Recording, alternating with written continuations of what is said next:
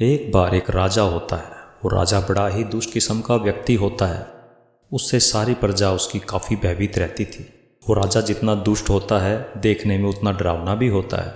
उसका एक हाथ, एक पैर और एक आँख भी नहीं होते, जिसकी वजह से वो देखने में बड़ा ही बदसूरत होता है। जैसे जैसे समय व्यतीत होता है वैसे वैसे राजा की आयु बढ़ने लगती है। अपनी आयु को बढ़ता देख राजा सोचता है क्यों ना वह अपने बेटे को राजा बना दे। पर राजा साथ में यह भी सोचता है क्यों नहीं वो अपने बेटे को राजा बनाने से पहले अपनी एक सुंदर सी तस्वीर इस राजमहल के राज दरबार के अंदर लगवाए, ताकि उसके मरने के बाद उसकी प्रजा उसको ना भूले।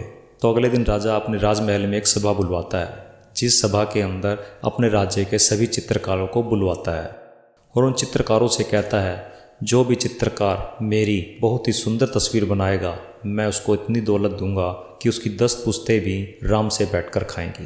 परंतु साथ में एक शर्त और होती है, जिस शर्त में अगर कोई भी चित्रकार राजा की सुंदर तस्वीर नहीं बना पाएगा वो उसको मृत्युदंड देगा। मृत्युदंड का नाम सुनते ही सभी चित्रकार डर जाते हैं और कोई भी राजा का सुंदर चित्र बनाने के लिए हामी नहीं भरता।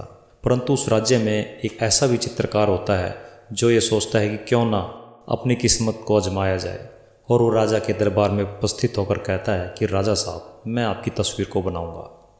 तो राजा उसको कहता है तो आपको सारी शर्तें मंजूर हैं? चित्रकार कहता है जी राजा साहब, अगर मैं आपका सुंदर चित्र ना बनवा पाया तो आप मुझे मौत की सज़ा देंगे। राजा कहता है तो ठीक है। तो राजा के सामने अपने द्वारा बनाया गया चित्र प्रस्तुत करता है। राजा उस चित्र को देखने के बाद बड़ा ही प्रसन्न होता है। उस चित्र के अंदर उस चित्रकार ने राजा को शिकार खेलते हुए कुछ इस तरह से दिखाया होता है।